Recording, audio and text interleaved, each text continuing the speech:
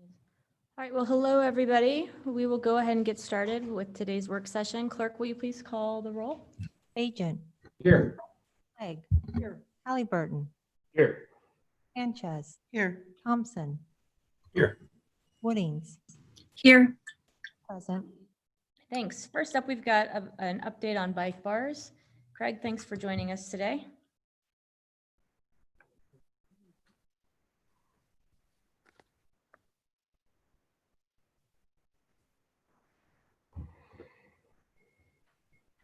All right, good afternoon, Madam Mayor, council members. Craig Croner with the City Clerk's Office. I'm here today to give you an update on bike bars and some of the challenges that we've seen over the last few years.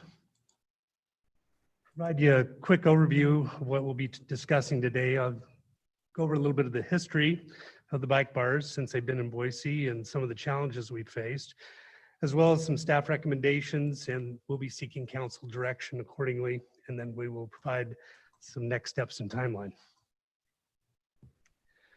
Back in 2011, the city of Boise was approached by the bike bar industry and asked if they could be allowed to operate within the city of Boise.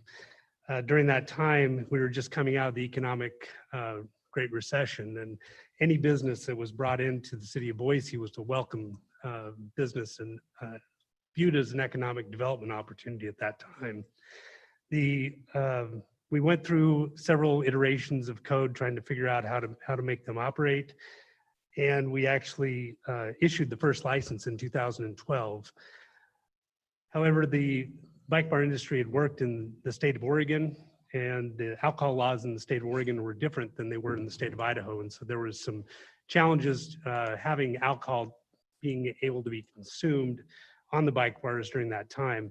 So the original bike bar licenses were issued without alcohol being able to be consumed by the patrons of the bike bars in 2012. Additional signage was even provided so patrons would understand that they weren't able to consume alcohol during that time. Over the course of that year, the bike bar industry was very well represented with legal counsel. They worked with our legal team, and they devised a plan to where the city could actually designate these vehicles, the bike bars themselves, as a commercial vehicle, and thus allowing patrons to bring their own beer, bring their own wine to be consumed on that vehicle. The code was changed and we issued those licenses with alcohol being allowed in 2013. From 2013 to present, we've had growth in that industry. We started out with 2 companies, now we have 3. We have several bike bars that operate continuously in the downtown core. Some of the challenges that we've faced in the last few years, we've had several complaints, mainly from businesses. We've had complaints from the bars in downtown patrons that are in patio dining establishments, and then our residents have also issued some complaints.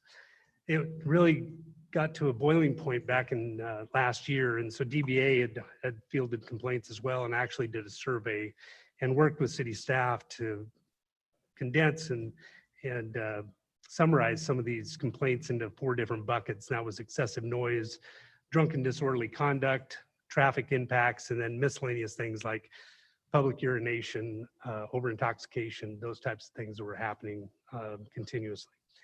As you can see by some of these pictures, we talked a little bit about the open container. These bikes are not licensed for alcohol. It's actually just an open container provision that was allowed to let them consume alcohol.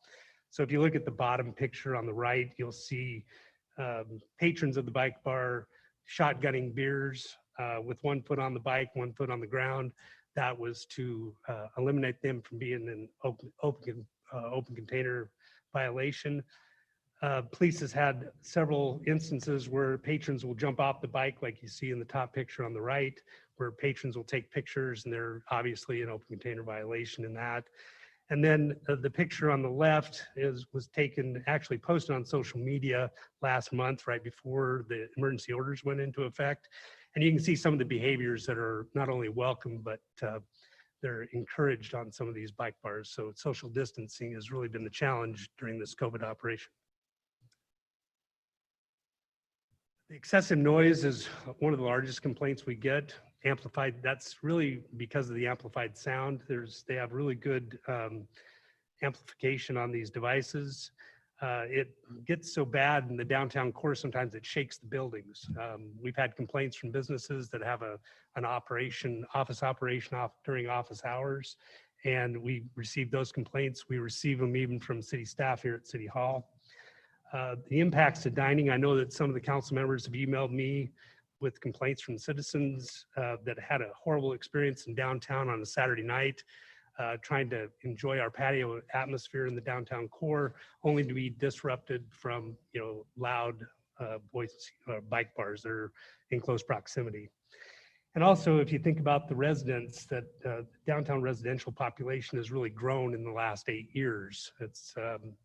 And the residents have oftentimes complained about noise late into the hours of the night with bike bars. And we had one resident that actually sent in a video to the city that illustrated his frustration. And he was actually on Bannock Street in an apartment, and he was throwing water balloons at the bike bars as they passed underneath his window. And then he decided that wasn't very safe, so he decided to take a super squirter and was squirting the bike bars as they went by. So that's just the level of discontent that some of the residents have with these operations.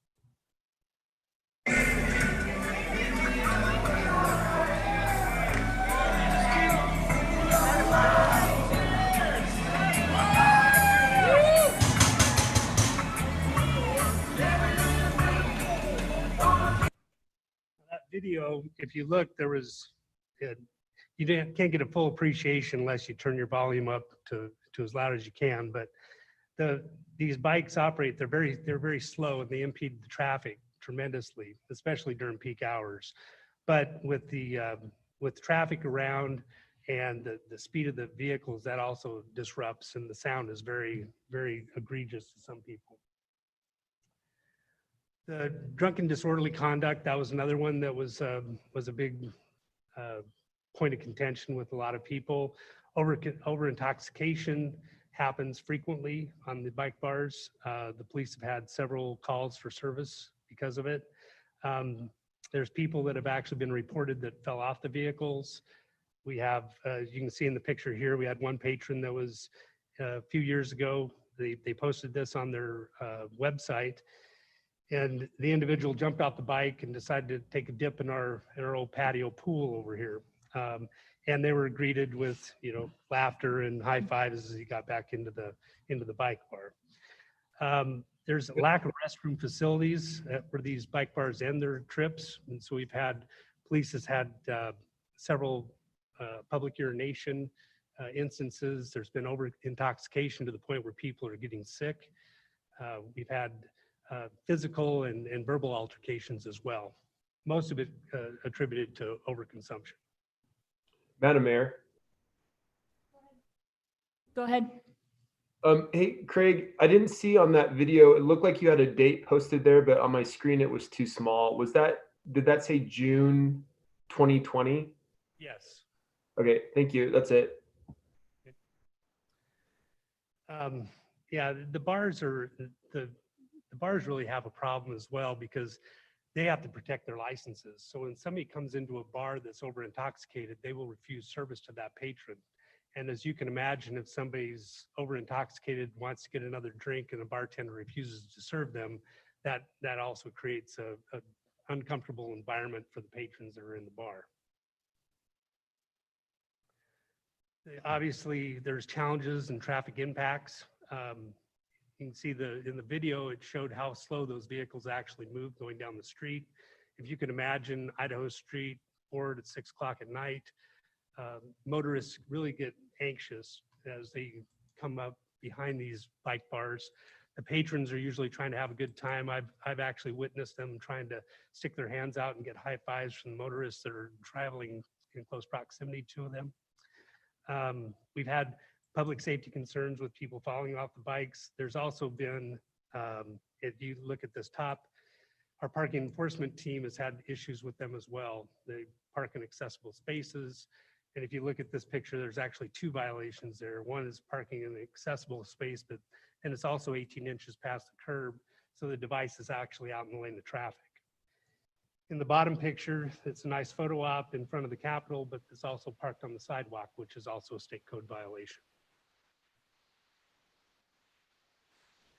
So our recommendations for your consideration today, staff is recommending in 3 different options for your consideration. The first option is to take a multifaceted approach, which would take some code modifications, but we believe that that would eliminate or at least mitigate most of the challenges that we've seen.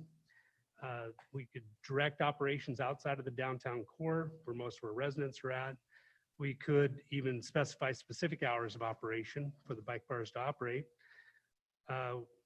We're recommending that we eliminate amplified sound on the devices and also to go back to our 2012 and prohibit alcohol consumption on the devices. Option 2 is status quo. There'd be no modifications at all to the license. However, staff would continue to monitor complaints and seek compliance. And option 3 would be to eliminate the license altogether and remove bike bar operations in Boise. The next steps, if option 1 or option 3 were chosen by mayor and council, we would seek stakeholder communication with outreach. We would coordinate with legal. We would have a draft ordinance ready for council to review. And then that would require 3 readings of the ordinance. And then we would also recommend a public hearing so the bike bar industry would have an opportunity to weigh in on their points of view as well. So thank you, and I will stand for any questions. Madam Mayor, Yes, go ahead. thank you. Hey, Craig, I'm wondering what, and I can't even remember back this far. I remember when the bike bars came in, but I don't remember kind of the pre-alcohol allowed status and the post-alcohol allowed, and how that kind of changed the way that bike bars operated and I guess interacted with the community. Do you have a little bit more perspective on that? Yeah. Yes, I do. Councilmember Woodings, from my perspective, during that time when there was no alcohol allowed on the bikes, it actually acted as more of an economic tool to get people into the bars. They were using the bikes as more of a pub crawl. So they would go to the bar, people would get off the bike, they would go in the bar, they'd have a drink, they'd get back on the bar, and then they'd go to the next bar. That seemed to work well. The businesses didn't have over-intoxicated people coming into the establishments. So that was my perspective, but it was 1 year out of 8. Mm-hmm. Follow up, Madam Mayor. Go ahead. I guess I like the multifaceted approach, but I'm not sure because I don't know if they were bad actors pre-patrons bringing their own alcohol, if it makes sense to completely remove them from the downtown core. Can you give me a little bit more context on why that was one of the presented options? Yeah, Madam Mayor and Councilmember Woodings, the reason for that was we've received so many complaints from downtown residents, and most of the residents are situated in the downtown core. Our residential population has grown tremendously over the last few years, and I think that's why we've seen an uptick in the complaints. Removing them from the core, especially at night, later in the evening, I think is prudent and would probably alleviate some of those complaints. We could use a combination of these. We just wanted to make sure that option was available because there's other areas such as, east of the downtown core might be a better environment away from, residential complexes that we see right in the downtown core. Yeah, Madam Mayor, I think to that end, I liked that group of recommendations, but I feel like there might be a little bit more finesse on the bit about completely taking them out of the downtown core, because I think that really, that takes away their, I don't know, like effectiveness as a tool for doing an actual pub crawl, which I think is probably their best use, is as more transportation than a rolling bar.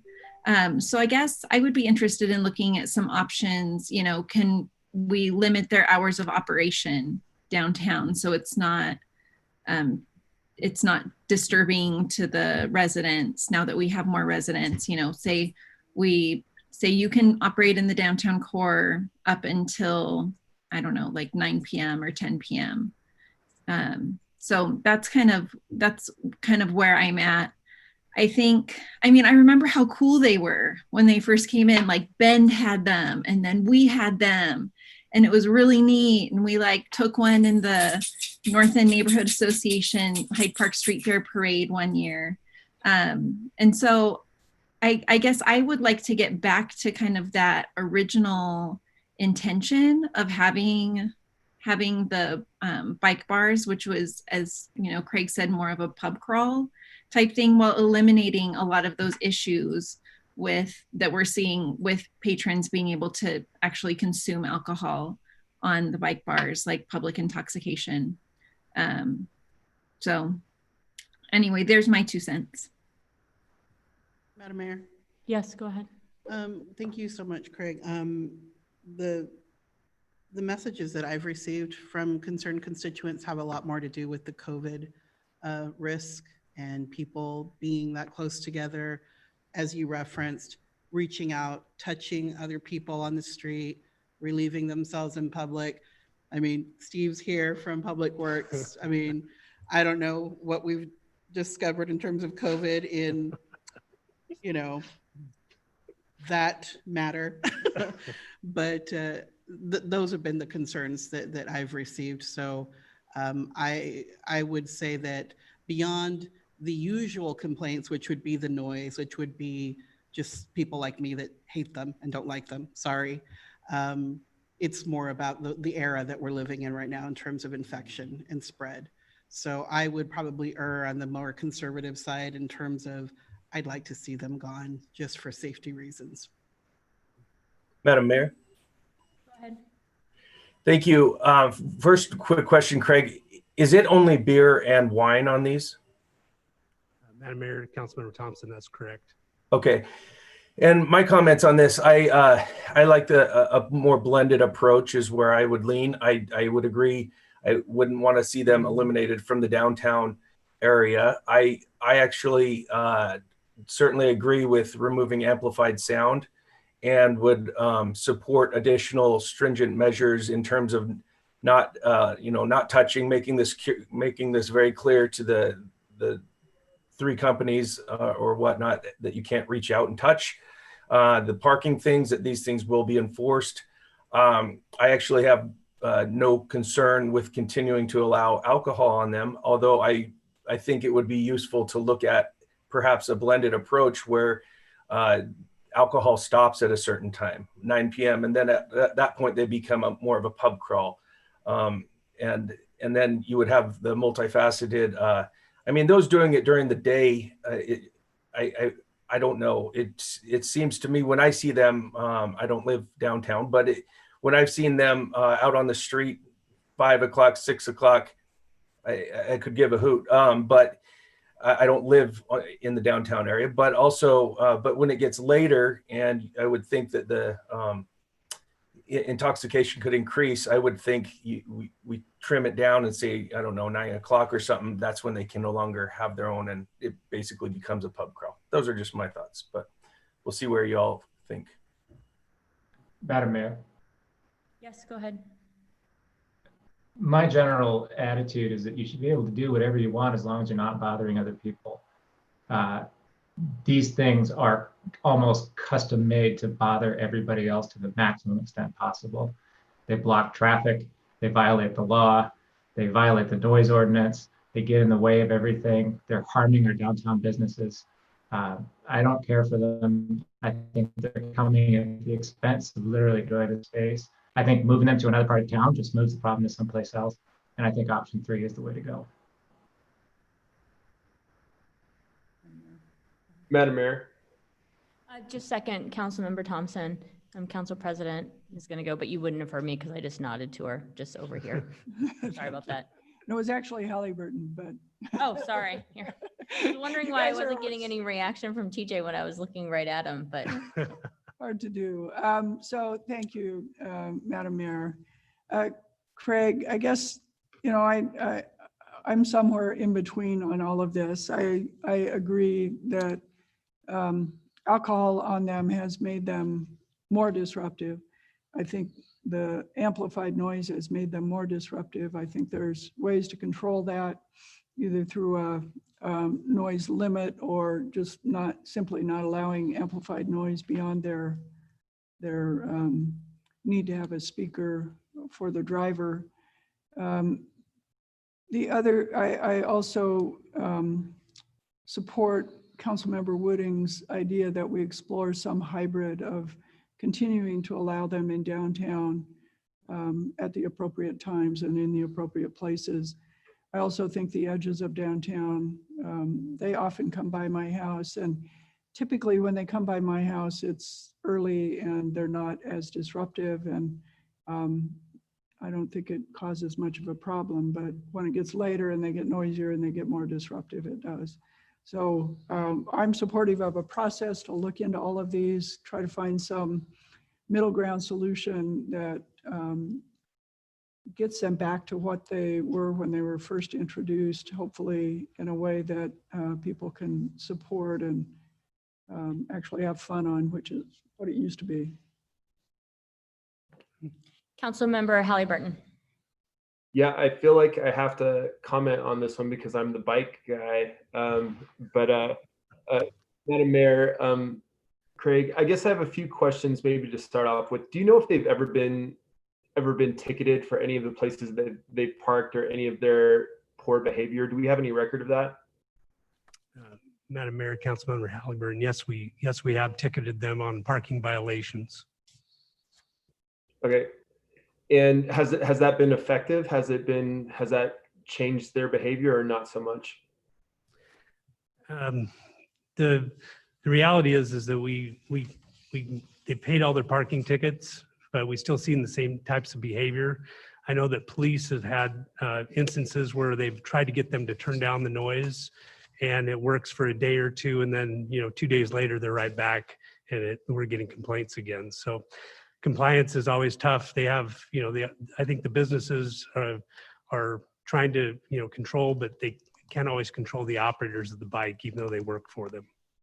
And Craig, do we know if, oh shoot, I lost my train of thought here. So I know that there's 3 different ones that are in Boise.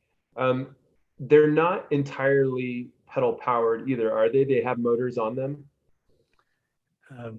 Madam Mayor, Councilmember Halliburton, yes, they do have an assist motor to get the vehicle started, but it doesn't go very fast. When we were looking at some of the options on option 1, did we consider restricting them during actual peak traffic hours? Because I know that the slowing of traffic is a major issue, and so like if you're cruising down the street at 1 o'clock in the morning, that's one thing. If you're 4:30 to 6:30, then you really are significantly stopping traffic. Has that been addressed at all? We could certainly look into that and be happy to address that accordingly. Yep. I mean, I think I tend to fall somewhere between, option 1 and option 3. I used to joke around during my campaign that if you wanted to win an election, all you had to do was campaign that you'd get rid of the bike bars, because everybody seemed to dislike them unless you were on them. And then you seem to be having the best time in the entire world. I've never seen anybody ride it and not seem to be having a tremendous time. So, I mean, they must have a business that seems to be working for them. I guess I would be curious with option 1, if you eliminated the ability to be in downtown during rush hour, if you eliminated amplified noise, if you eliminated the ability to serve alcohol on them, at that point, are they a viable business option? And I guess I would wonder what the conversations with the bike bar owners would be if that would be a sink or swim type of situation for them. I don't look at them and see a tremendous value that they bring to anyone else besides the people that are on them. And I do believe that they are damaging in other ways when it comes to traffic and when it comes to the experience that people have when they're downtown. So, I mean, I think I do fall somewhere between option 1 and option 3, but like I do question whether or not option 1 would even be an option for them to begin with, if that's even viable when you stop serving alcohol, if they would be able to get the business that they need. And I guess that's up to them. I do think that the peak traffic hours is a major concern that I would have. And if we did move towards option 1, I think, to me, removing them from downtown during peak traffic hours is more important than removing them from downtown altogether.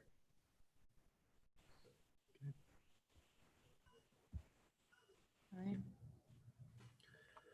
Well, Craig, I think oh wait, Councilmember Bajent, did you say No, something? it was TJ.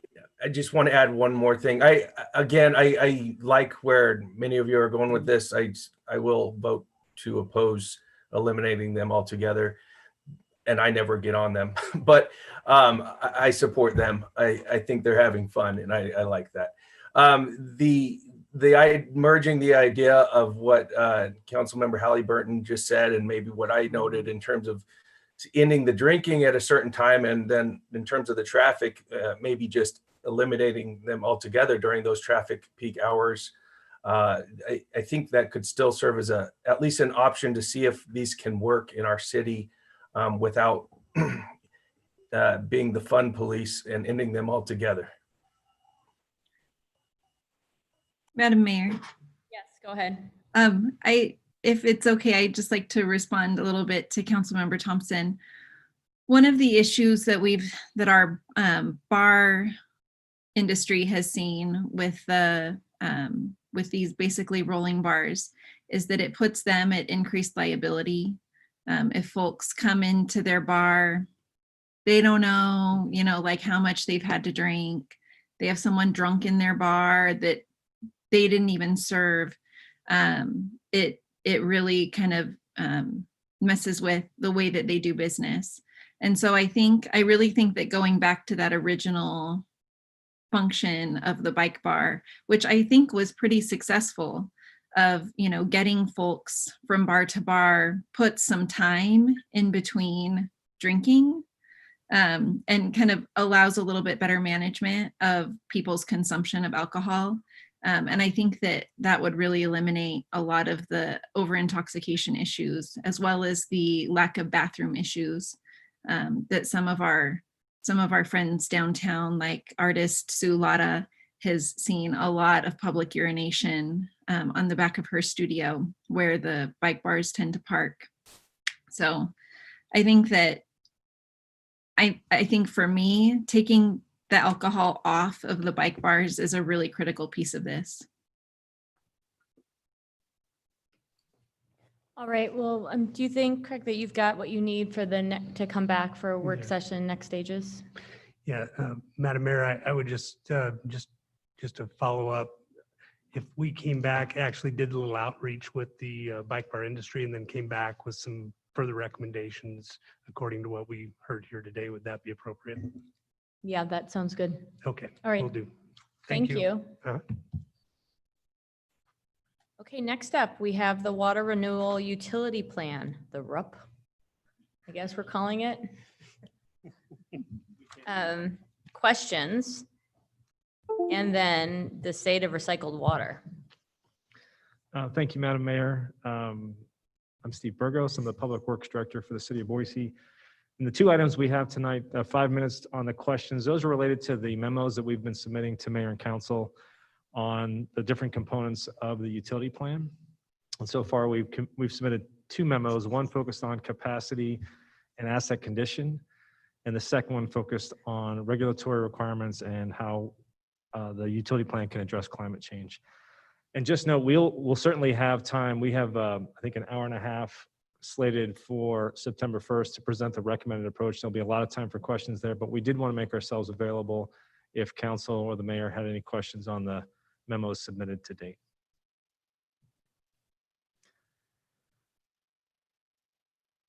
Okay. And note, those memos are posted online as we submit them to council. We are posting them, so they're available to the public to review if folks wanted to review those. And now I'm going to turn it over to Haley Faulkner. She's our environmental manager and leading up the utility planning effort. And because part of our recommended approach, stealing our own thunder, will likely include recycled water, we wanted to make sure that we presented information to Mayor and Council on the current state of recycled water. And before we jump into that, one of the things I was going to mention, and that we didn't at our first presentation, the introductory presentation, was the Public Works Commission has weighed in on all of this work, and they've endorsed the recommended approach. They'll be part of the presentation on the first, but that was something I was remiss in mentioning, that the Public Works Commission has been part of this process starting several months ago, and they endorsed the recommended approach and will be part of the presentation on the first. So with that, I will turn it over to Haley. Thank you, Steve. Madam Mayor, council members, good to see you all tonight, and thank you for having us. A couple of years ago, we had the chance to do the Pure Water Brew Boise event, and that event in creating, at that time, potable recycled water and turning it into beer with some of our local brewery partners was really a chance for us to change the conversation around water and around recycled water. And that work has then transitioned into the utility planning work. And today we're here specifically to talk about recycled water and some of those implementation considerations that will come up as part of the recommended approach in the utility plan. And so today, wanted to share a bit of introduction, kind of why are we here now at this stage, sort of in the middle of the utility planning conversations. And the bulk of our conversation today and the presentation will come from Carollo engineers on the state of recycled water, really as the experts in this area. And wanted to close today with an update on the Farmers Union Canal project, and then really close this out with the utility plan, what's coming next, both with that and with recycled water. And so why is recycled water coming up? Why are we here now? Really, we've heard repeatedly in the years of stakeholder outreach and engagement that we've done on the utility plan that our community has an interest in recycled water and in keeping our water here locally to be used for our community. And we are not the first on this. Recycled water has been used throughout the United States and in Idaho. There are over 100 recycled water permits in Idaho, of which approximately 10 are Class A permits, the highest level of treatment, including Class A permits in the cities of Meridian and Nampa. And so as a result, and as Steve mentioned, the utility plan, when we come back, all of the portfolios that we reviewed did have recycled water in them in some way or another, and that recommended approach will come back with recycled water. And the reason for that and the benefits that we heard in our planning team and from the community is that we have an opportunity here that's very unique to create a resilient, drought-proof water supply that also meets our community's expectations of pursuing recycled water. And there are also additional benefits, whether they be regulatory or environmental benefits related to nutrients and temperature of starting to use recycled water. But it's not without challenges. And so anytime we shift to a new type of water like this, there will be additional infrastructure needs, additional treatment requirements to meet that quality of water. And then there have been concerns about the quality of water and what the use of the water will be. And so that was really the impetus and the driver for this work and hiring Carollo. Today we have Andy Salveson and Jason Asseline on the line, I guess virtually here to present. And knowing that a lot of these questions would come up and would be a part of the implementation of the utility plan, we wanted to have this information available for you all now as we go into the recommended approach and the ultimate decision around the utility plan coming up this fall. And so with that, I'd like to turn it over to Andy and Jason, who are going to introduce themselves and then present on the state of recycled water, and we'll bring it back around and close on some of the specifics related to Boise. All right. Good afternoon, Madam Mayor and council members. Haley, if you could just acknowledge you can hear me all right? Yes, we have you here. All right, fantastic. Great. All right. Well, again, good afternoon. My name is Andy Salveson. I'm with Carollo Engineers. I've been doing water reuse for about 25 years. I oversee our water reuse practice nationally. I do a little bit of international work. And I live in California. Currently, right now, I'm out in Colorado. And I'm very glad with Jason to be able to help provide some of our thoughts on recycled water. I'm going to give the first part of the presentation, and then I'll hand it over to Jason. He can introduce himself, if that's right before he speaks. So Haley, if you go to the next slide, thank you. So it's important always to have the terminology in hand when you're talking about recycled water. There's different terms used across the country. And so we try to go through a little bit of that here. Renewed water is from a water renewal facility, effluent that's discharged to the environment. Recycled water or reused water, similar term, which is renewed water that has gone through further treatment for beneficial use. Non-potable water reuse, where we take the recycled water and use it for things like agriculture, turf, or industrial applications. And then potable water reuse, where that water is advanced treated and it's returned as a new drinking water supply. Haley, if you don't mind. Next slide, thank you. So recycled water benefits, they're numerous. Sustainability, conservation of water resources is the primary one, where we simply do not have enough water to supply the different needs of our people. It does provide a drought-resistant supply. During times of drought, there is more conservation. Maybe there's a little less wastewater, but there always is wastewater that can be treated to the right level and reused. And then reduction of nutrients, discharge of nutrients to the environment.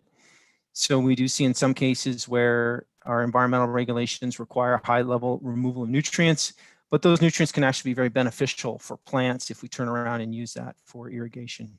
Next slide, please. So regulatory considerations. Federal, there are no national regulations for water reuse. The EPA has provided some very good guidelines, an action plan, there's a graphic of it shown here, and has relied upon the states to implement their own water reuse regulations. So as shown on this slide, 42 states allow processed and non-food crop irrigation. So there are regulations for that.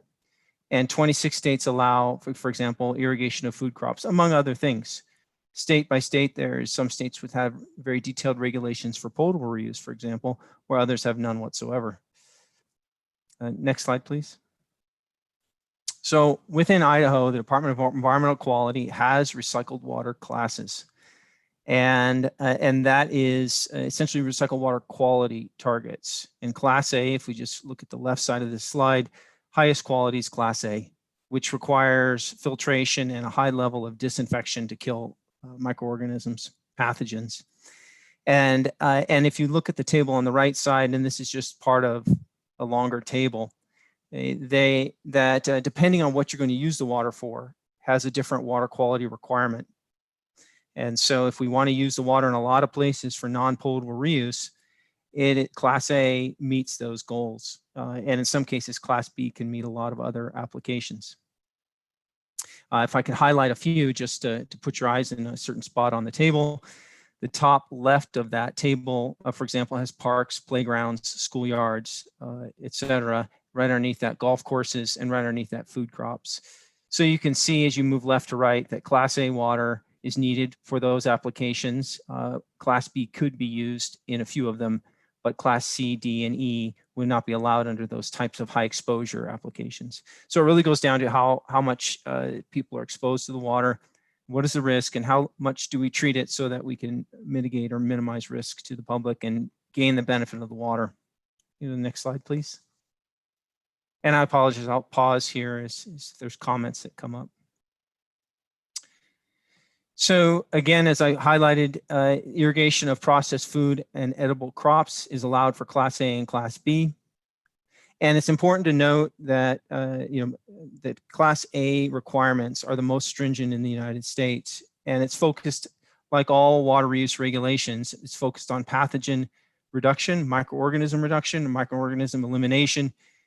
And the Class A requirements are identical to those used in California, which has a broad level of success and long track record of safety doing recycled water projects. Next slide, thank you. So some photos here. The recycled water is used in a lot of places, and I'm talking about non-potable right now for the most part, and I'll highlight a few differences. But these graphics, I want to point out, there's this concept of designer water.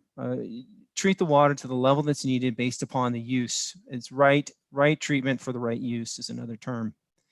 And so sometimes as we look through these graphics, the top middle, industrial reuse, the top right, used for recycling within a building. used to flush toilets. In the middle, agriculture. The middle left is the only potable reuse application shown here, where that water is percolated into the groundwater basin. The bottom left is golf courses. Bottom middle is environmental benefits such as a wetland. And then the bottom right is what we call gray water reuse, where we're taking not all the wastewater, but just the water from the sinks and showers and other things like that. And we use that for reuse on site. You go to the next slide, please. So there's a number of water quality considerations when we're talking about recycled water. And in particular, we're talking about non-potable reuse on this table. But if you look to the left side, the parameters, we've got nutrients such as nitrogen and phosphorus. And then as we move left to right on the table, how do we characterize them? Well, they're a benefit for irrigation. They can help plant growth. But then let's go back to the left column. Pathogens, in particular, we focus on virus and protozoa because those are harder to kill than bacteria. And those are a risk. And the regulations are focused intently on minimizing pathogen risk. And so you'll see like the Class A requirements in Idaho requires a high level reduction of pathogens. Now, organics, that's the third row down, and other emerging constituents. These are something that we monitor and the industry researches. And when the public health data dictates, then we find ways to treat that water. But what we see for non-potable reuse is the risk is generally very low. And you have to look at each chemical compound and concentration. And then the last row, total dissolved solids or salts and boron. These are a risk to plant growth. There's certain levels of this you don't want on certain types of plants. And how do you handle that? You can treat it. It's very expensive to do the treatment at the wastewater plant. You can also reduce it through source control and community education. So what goes down into the sewer ends up being reused. And so we want to find the best way, the most cost-effective way to control these different items. Go to the next slide, Haley. Great. Let's see, Jason, I believe this was your spot to take over. Sure, yep. Let me myself off of mute. So Madam Mayor and Council, thanks for the opportunity today. I'm Jason Essling. I am in the Denver office. I live in Colorado here. Been working with Corolla for a while and in the industry focused on reuse and drinking water projects for the past 16 years. So there are a broad range of contaminants that we find in water in a variety of sources and supplies. A lot of these are unregulated chemicals such as hormones, pharmaceuticals, personal care products, and things like potentially endocrine disrupting compounds or even industrial chemicals. A lot of things find their way into the watershed. Next slide, please. So these emerging constituents can be in the environment. Most waters contain a variety of these emerging contaminants.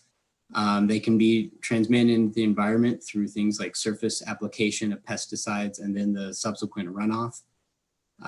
They can be indirectly transmitted through human consumption and into our wastewater collection systems and into the water renewal facilities. And there's other ways that they can also spread throughout the environment, such as atmospheric transfer. We've got a variety of pictures here to illustrate some of these and just these common products that we're all used to and familiar with. And in some of these compounds that all over the world, not only from human, direct human discharges, but other things like the atmospheric transfer where we can find things like PFAS in the fat of polar bears. Next slide, please. And I'll just pause here for a second if there's any questions or comments. Madam Mayor. Go ahead. Thank you. So as you go forward in talking about these, could you specifically talk about the ones that we'll find in the wastewater at our water renewal facilities, and specifically things that like pharmaceuticals that and other forever chemicals, if you will, that are not currently regulated or required or don't currently require permits to clean. I think those are the ones that we've specifically heard comment on. It would be really nice if you could address those specifically. Absolutely, yes. The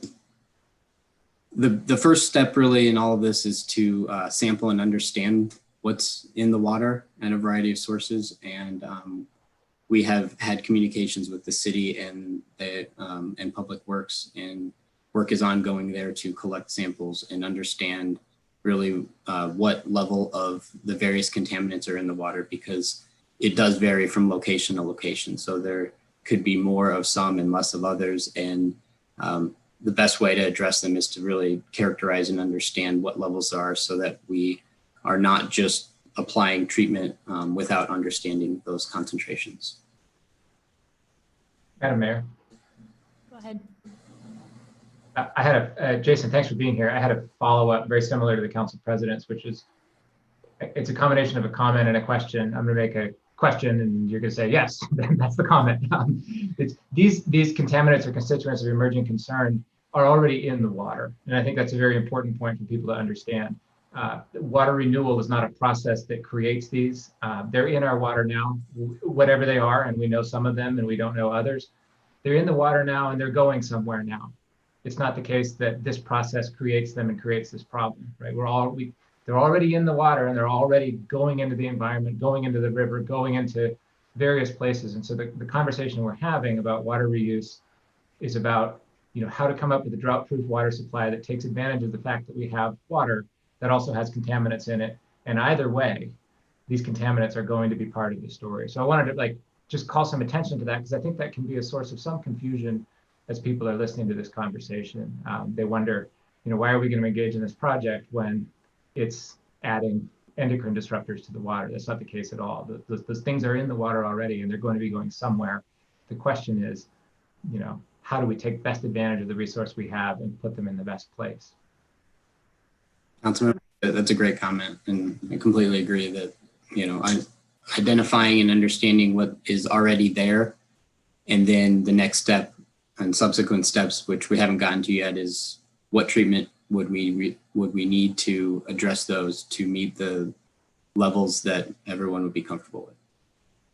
And Jason, this is Haley, maybe if I may for a Sure. moment. Yes, of course. We'll get there towards the end of the presentation, but the city is underway with a sampling plan to sample hundreds of emerging constituents in our watershed, not only in the influent and effluent, but also in other water supplies, so that we can understand the concentrations, the types, and then ultimately come back to you all with more of a broad understanding of what data we're seeing here locally and how that looks compared to other research and data that exists. So the presentation, kind of the next upcoming slides, really are focused on emerging constituents and on risk associated with that as it relates to non-potable reuse. So if we get to the end and there are certainly more questions or more areas for us to dive into, we'll be looking forward to hearing that from you all as well.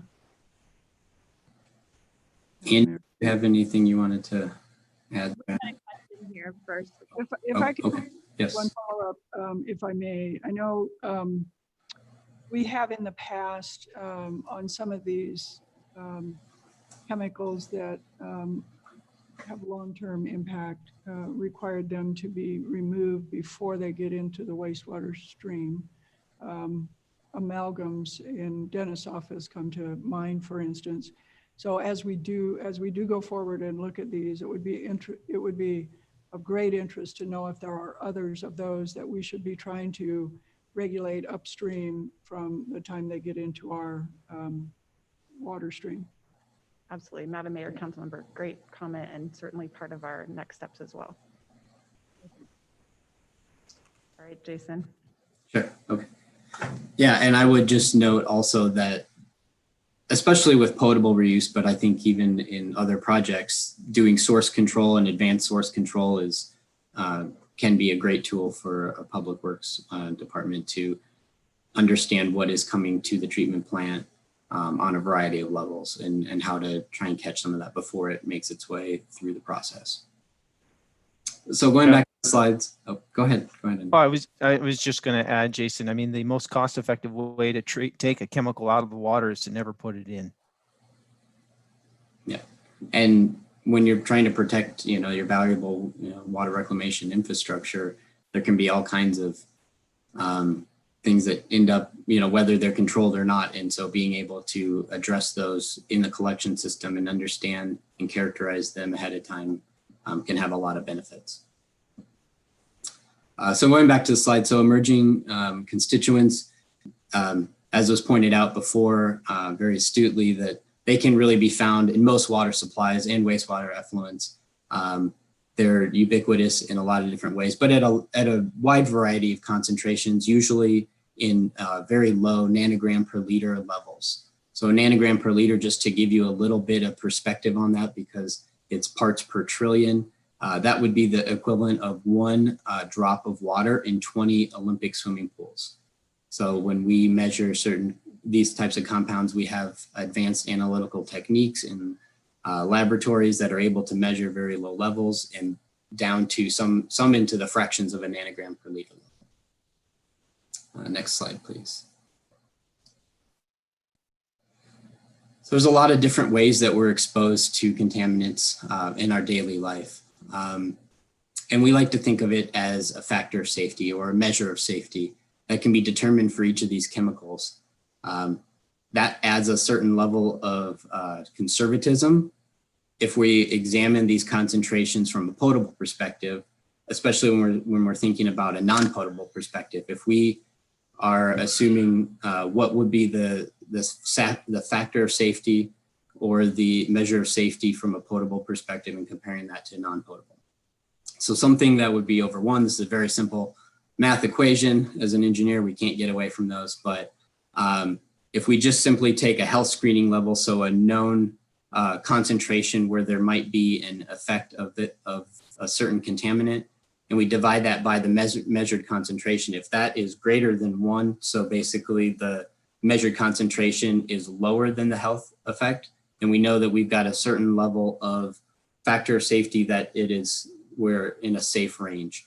And vice versa, if the measured concentration is higher, then our measure of safety would be less than 1, and that would be unsafe. But like I said, there's different exposures and there's different risk factors associated with those, whether you're swimming and there's skin contact, or drinking, which is a higher risk and a higher exposure, or exposure routes through farming and agriculture, whether that's from consuming the edible crops or even the people working in the fields that might come into contact with the water.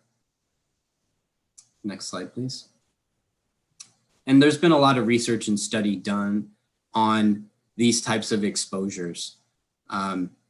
There's a study that was done just a couple of years ago examining some of the exposure risks, and this is an excerpt from that. There's a lot more to that research and a lot more to the table, but highlighting just a couple of compounds and a couple of exposures. So caffeine is a good one here. We all have a cup of coffee every morning, and in that cup of coffee, there's about 100 milligrams of caffeine itself. So for an agricultural worker and their typical exposure to water in a field, to get a dose of 100 milligrams, they would need to be exposed to that water for 44,000 years. And an even lower exposure would be a child playing on a playground that was irrigated, that had some portions of it irrigated with that same recycled water. And that would be 410,000 years to get the same dose as one amount of caffeine in a cup of coffee. So that's kind of a simple one. If we skip down a couple rows and we look at PFAS, this is a compound that's gotten a lot of attention recently. And you can see that the numbers are much, much lower. So it varies from compound to compound, and there's different types of exposure that really affect how we have contact with these chemicals and how we should factor that into future considerations for using the water. And Jason, if you don't mind, the PFAS is considered one of the forever chemicals. And it's part of a larger group of PFAS. Yes, there's a lot of those chemical, the perfluoro and polyfluoro chemicals, and there's a lot of acronyms floating around there. But yes, that is one of the many children. Madam Mayor? Yes, go ahead. So can you tell us what PFAS is in English? Tell me a little bit more about that, please.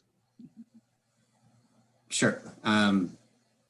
It is one of the chemicals. They're per and polyfluoroalkyl chemicals.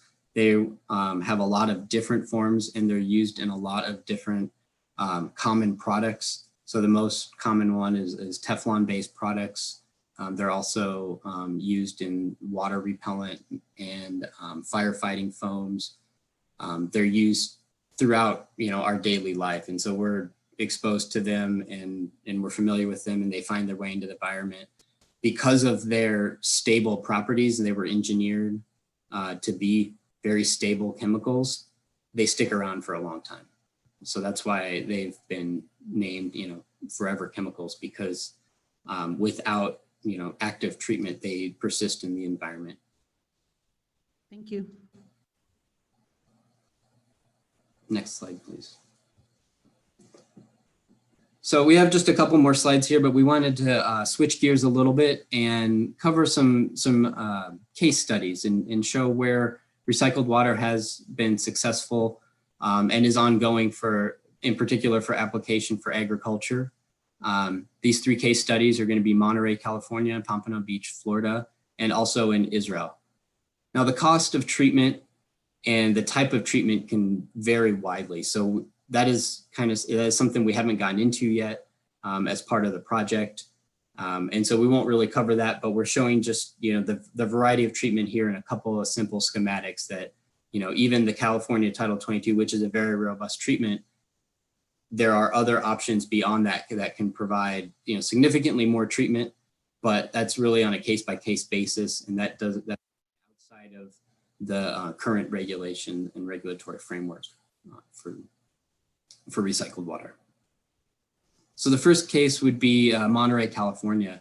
They've been doing agricultural irrigation with recycled water for more than 30 years, since the late 80s. And they use 20 million gallons per day, or up to 20 million gallons per day, for a variety of food crops. This really is a huge agricultural industry, not only for California, but for our whole country. About 60% of all the lettuce consumed comes from this region and is used with recycled water, or irrigated with recycled water. It provides a lot of benefits for the Monterey area, including sustainable use of groundwater. They're able to focus their groundwater supplies on potable consumption and not use it for these vast fields. And they've been producing high quality crops with no associated incidents of adverse health effects, either by the foods that are consumed or by workers that are exposed to the water. So this project really demonstrates a long history of safe food production throughout with irrigated agriculture. Madam Mayor. Go ahead. So Mr. Esseling, who determines that? Is there an agency that determines that that is safe and that there's been no adverse health effects? Sure, council member. There has not been any attributed outbreaks of illness associated with any of the crops grown here that anyone's been able to trace that to. And so, from a safety, standpoint, as Andy said before, pathogens are the primary concern of people, getting sick. You hear about E. coli outbreaks and other food poisoning that, people have in a variety of different ways. None of those have ever been attributed to any of the products that have come from this region. Yeah, if I could just add one small bit to that is that if you have an outbreak from a foodborne illness, you see it. You'll see a lettuce or spinach being pulled from the shelves and a warning about E. coli. Those, the level of treatment used, again, it focuses heavily on pathogen kill and control. And when we've seen those outbreaks, and those outbreaks are horrible, those have been attributed to other types of animal waste that's been in the water supplies. Hog waste is one example. Nothing against hogs, but the point is that the water that's used to irrigate these food crops is very closely regulated. Any correlation between outbreaks in Monterey and the presence or non-presence of a bike bar? No comment. Yeah. It's too far away. So the next case here, everyone is familiar, I think, with the widespread use of landscape irrigation in Florida. Anyone that's ever played golf in Florida or anywhere that, reuse water is very widely used for that type of irrigation. But more recently, the city of Pompano Beach was able to work with the Florida Department of Environmental Protection to get a variance and allow recycled water to be used on crops that are not cooked or skinned. So this is outside of the citrus industry and stuff like that. It was a long process to work through, but they were able to determine certain guidelines for the variance, and that included things like operating protocols and safeguards. There was a return to this focus on pathogens, and before and ongoing is strong public communication and engagement. So the reason why we're talking about this project is just to demonstrate how collaboration with state regulators and with the public led to widespread acceptance for a new use of a common practice, which was recycled water in Florida. And the final case study we have here is in Israel. Mekorot is the national water carrier for the country of Israel. And Israel is widely known for being an innovator and being very attuned to water conservation and water recycling. They use more than 85% of their water, renewed water, is used for irrigation of food crops. They grow a lot of crops in the Negev desert, which is south of Tel Aviv. Right now, all the treatment that is done for this recycled water is through soil aquifer treatment basins, which provide 6 to 12 months of subsurface residence time, and that's where the treatment comes from currently. Next slide. But they're running out of available land for new SAT basins. However, the need and the desire from the farmers for more water is still there. So to meet this growing irrigation demand, they are in early stages of developing an advanced purification system to augment the blend with the SAT supply. The key there is that they want to continue to provide the high quality recycled water that the farmers are used to, and they want more of it. So this project was pulled into the presentation to really highlight how the necessity of space, which is very limited in the small country, the need for more capacity and perception drove a different approach for recycled water treatment. So they were able to kind of move the needle and move away from the status quo, which they've done for a long time, and innovate a little bit with future supplies. Next slide, please. And I'll just pause here if there's any. Okay. So how is this applicable, or why are these case studies important to the city of Boise? There's a lot of reuse guidance and regulations in many states. States like California and even Arizona and Florida, they not only specify treatment, but they also require specific effluent quality targets for recycled water, in particular for agricultural use. Whereas other states like Texas, they only look at effluent quality targets and not necessarily specifying treatment processes. But regardless of how an individual state approaches this recycled water, there's a longstanding record of public health protection and significant contribution to the water supply with recycled water. So in summary, we've seen a lot of success and safety in this country and around the world for many, many years with recycling water for a variety of uses. There are opportunities that exist in Idaho to address the challenges that we've identified and will continue to discuss with recycled water. But the good news is that there's engineering solutions out there to address these risks and make sure that we're safely applying recycled water for the city of Boise. I'll turn it back over to Haley. Thank you, Andy and Jason. And Madam Mayor and council members, before we stop for questions and discussion, I had a couple of closing slides as kind of how does this tie back to the city. what is our role in this? And so we are, as was mentioned before, in our community, like in every community, there's a wide range of chemicals and products like pharmaceuticals and personal care products and other emerging constituents that are used. And as the city and as our water renewal facilities, we're the recipient of those. But with that, we are required to improve that water quality and meet the discharge requirements, whether that's water that's going to the river or water that's being recycled. And so we know that in our current process, without any additional treatment technologies, we are achieving some emerging constituent removal, and that will be increased as we add filtration and increased disinfection. But we also have mentioned that many emerging constituents are not currently regulated. But as I mentioned before, we're in the process of doing some sampling and monitoring to really understand what it is that we're facing here. And Councilmember Clegg mentioned earlier about, what can we do that's upstream of our facilities.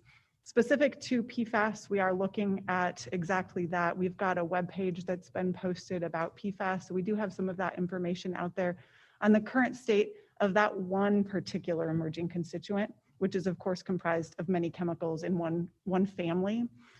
But knowing that we do have a role outside the fence, whether it's with pretreatment or household hazardous waste, but then also looking at the treatment that we can do within the facilities. Madam Mayor. Go ahead. Thank you, Haley. Of course. I don't know if you have this information, other than the obvious thing that ends up in the system. Do you know if there's any detection of something that is at very high levels in our system? In terms of Madam Mayor, chemicals? in terms of like emerging constituents? Like Council President Clegg, I think referenced like medications and that sort of thing. Do we know if we have a high concentration of something in relation to other things that might be in the system? Madam Mayor, Councilmember, that's a great question. And I think that'll be sort of part 2 of the next presentation. We've done an initial round of sampling and have not seen that data to analyze it and then look at that compared to sort of the state of the science and other research that's happened to bring that back and say, here's the so what, we measured these or we didn't, and what does that look like? But that'll be exactly the next level of detail and information that we'll bring back. Because I think if it is determined that there's something like that ending up in our system, I know we would love to help, promote not doing that. I know I myself have really appreciated all the systems that we have in place to divert toxins and other wastes that we shouldn't have either in our landfill or in the water system. And so, yeah, I would be very excited to help campaign against that kind of activity. So thank you for all that you're doing. Thank you. And just to sort of pull together where we are now and what this means, the next steps for recycled water, we'll be back in front of you all regarding the utility plan, which really provides that strategic direction for water renewal and ultimately for recycled water. I've mentioned it already a couple of times that in parallel with that, we're doing this research and data collection and analysis around emerging constituents in recycled water. Out of both of those things, should the utility plan as it's recommended be approved and have this focus on new capacity being aimed toward recycled water, that's when projects would be identified, and we would bring that information back to Mayor and Council. We would have a robust community engagement process associated with any of those projects. Those will come after the strategic direction is laid out and would be specific for each of the projects related to recycled water that would come in the future. And on that note, wanted to provide a real brief sort of status update around the Farmers Union Canal project. We have heard and have followed up with concerns that we've heard from the community and have halted all progress on that project, including the recycled water permitting process. That was something that we were underway with over a year ago to really see the definition of what it was that we were going to have to treat to understand if that was a project that could move forward. And we recognize that starting with the permitting process without the public education was not perhaps the approach in the direction that we should be going. So we've paused that. Out of that, have also engaged a global expert. That's why we're here today talking with Carollo to understand what are the risks in the state of non-potable recycled water. And again, like any project, the Farmers Union Canal project would have a robust community engagement process, both a city-led process, but also the IDEQ requires a public outreach and comment process for any permit that they issue. So that would exist as well. Haley, can you go back one slide for me, please? Sure can. And then we do have an executive session, so we've got to move on after this. Okay. All right. Thank you. Thank you. All right. Okay. And just where do we go from here? We'll come back with the utility plan.